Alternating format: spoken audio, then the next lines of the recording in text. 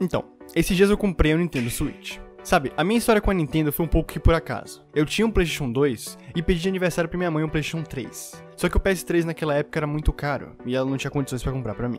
Então, uma outra alternativa foi o Nintendo Wii. Sim, aquele console todo branquinho que tem uns controles muito feios. E olha que eu não tô nem falando dos nunchucks. Aquele ali era pior ainda. Porém, por incrível que pareça, toda essa experiência com a Nintendo foi muito incrível. Eu acho que me abriu portas que eu com certeza não teria aberto jogando PS3 ou até mesmo Xbox 360. E foi por isso que eu decidi comprar um Switch. Inicialmente eu decidi jogar o Smash Ultimate. Eu tinha o Super Smash Bros. Brown de Wii e sempre foi meu jogo favorito, então eu não podia perder a chance de jogar o novo jogo da franquia. Aí eu abri o jogo, selecionei a opção de Smash, loquei um personagem e comecei a jogar. Então teve um problema. Eu não fazia ideia, mas os controles do Switch eram totalmente diferentes de qualquer outro que eu já tivesse utilizado. Eu sempre utilizei o botão A pra pular, só que o A ficava trocado com o B, e nenhum dos dois servia pra pular. O que pulava, na verdade, era o Y ou o X. Outro botão era o X, ou até mesmo o quadrado para os jogadores de PlayStation. Em todos os jogos que eu jogava, normalmente esse era o botão dos ataques básicos, como um soco ou até um chute normal. Só que no Smash, isso também estava trocado, e o Y que cumpria essa função. Foi então que eu percebi. Ao jogar o Smash no Switch, eu percebi que todos esses anos, o aprendizado de padrões pré-estabelecidos pelos jogos tinha falhado comigo pela primeira vez. Mas esse mini sentimento de frustração não foi em vão, porque naquele momento, caiu uma ficha que eu nunca tinha reparado. Os jogos levam consigo mais do que uma experiência, uma história ou até mesmo gráficos bonitos. Eles também levam uma linguagem própria que molda eles por completo. Uma linguagem como qualquer outra, e tão complexa como qualquer outra. Bem, eu sou o Tropia, e a gente vai descobrir mais sobre essa tal linguagem dos videogames. Seja jogando Castlevania de Mega Drive, Spider-Man de PS1, GTA San Andreas de PS2 e até mesmo Dragon Ball FighterZ de PC, você sempre conseguia entender os controles de uma forma parecida. Você tem 4 botões em qualquer controle, e já que cada console trata a nomenclatura dos botões de uma forma diferente, vamos focar apenas na posição. O botão de baixo geralmente serve para pular, o da direita geralmente serve para dar um ataque normal, o da esquerda geralmente serve para dar um ataque mais forte, e o de cima varia conforme o jogo. É definitivamente uniforme, e por ser uniforme carrega uma bagagem muito forte que faz com que no futuro tu nem pense em ver tutoriais ou até mesmo esperar o jogo ensinar pra ti como se deve pular, pra você já tá pulando feito um besta. É quase como inconsciente a ideia de que num jogo você pode pular, ou pelo menos achava que era. Obrigado mais uma vez, Stanley.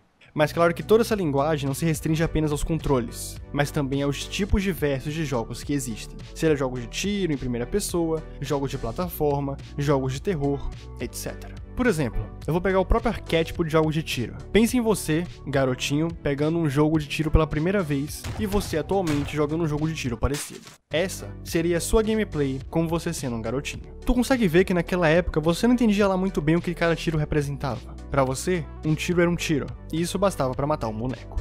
Mas então tu cresceu, foi tendo uma bagagem dentro dos jogos, e agora consegue jogar assim. Wait till you see the...